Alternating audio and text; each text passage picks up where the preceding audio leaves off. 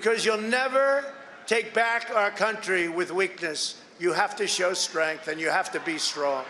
Kembali di channel Cross Culture Institute, berdiri tegak di tengah.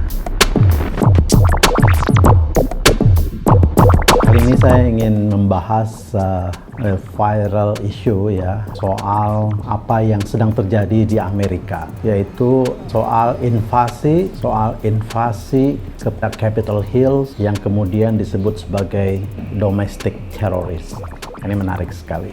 Oke, jadi sebagaimana kita ketahui bahwa pada tanggal 6 Januari yang lalu, para pendukung Presiden Donald Trump itu datang ke Washington DC, Capitol Hill, menyerbu Gedung Putih, menduduki, mengacak-ngacak, ya, semua ruangan, semua properti, ya, dihina-dinakan oleh tindakan mereka yang disebut kemudian sebagai tindakan yang brutal, kriminal, dan bahkan disebut sebagai domestic terrorist. Beralasan memang karena ada alat-alat teror, alat-alat yang biasa digunakan teroris seperti bom molotov dan lain sebagainya ditemukan di sana. Kejadian ini sangat disayangkan oleh semua pihak, ya, terutama oleh Presiden-elect Joe Biden, para senator, terutama dari Demokrat, ya, dan para pengamat, juga para media massa.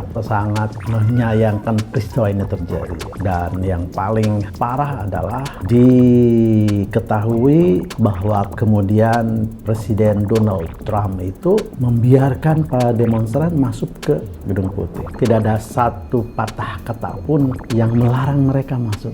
Malah seolah-olah dibiarkan mereka itu datang menyerbu ke Capitol Hill. Sampai ruang Pelosi itu juga diduduki oleh demonstrator. Nah, inilah yang kemudian sangat disayangkan, sehingga bahkan Presiden Trump juga berdiri bersama para demonstran.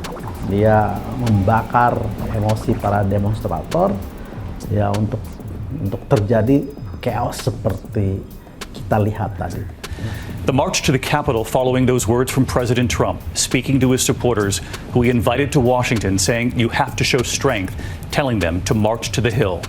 Lahirlah kemudian kesepakatan, ya, ada kesimpulan bahwa ada 3 opsi untuk menyelesaikan masalah ini. Yang pertama, Presiden Donald Trump itu diminta untuk mengundurkan diri supaya aman dari tuntutan 20 tahun penjara. Yang kedua, menggunakan amandemen ke-25, yaitu supaya dia itu keluarkan dari Gedung Putih. Dan yang terakhir, impeachment. Wacana itu menghangat kembali, bahkan Partai Demokrat sudah menyiapkan draft untuk impeachment. Nah, saya tidak akan mengupas lebih lanjut apa yang sedang terjadi dan akan terjadi di Amerika. Tapi ada pelajaran yang baik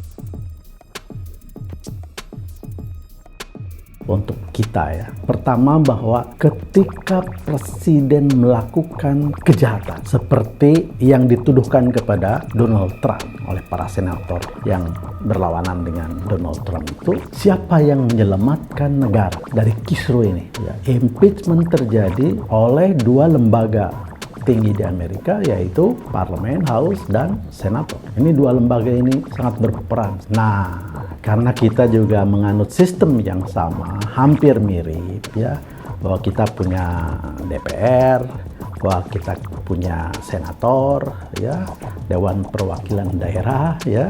Jadi kedua lembaga itulah, ya, yang bisa, ya, dan bahkan berkewajiban menurut undang-undang, ya, bisa melakukan kontrol, ya, kepada eksekutif presiden bila presiden melakukan kejahatan. 2 lembaga itu bahkan diatur di dalam pasal 7A Undang-Undang Dasar 45 tentang bagaimana mengimpeach presiden, walaupun absurd juga itu pasalnya itu.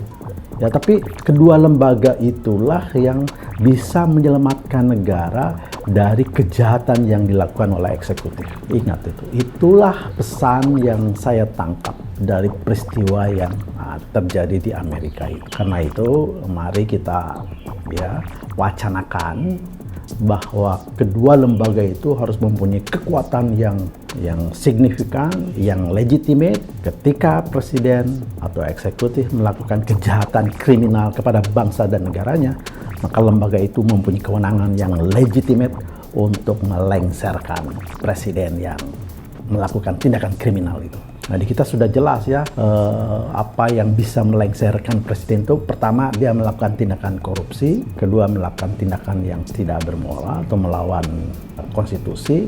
Dan dia tidak cakap ya. Jadi itulah pelajaran yang bisa kita ambil dari peristiwa yang terjadi di Amerika. Terima kasih.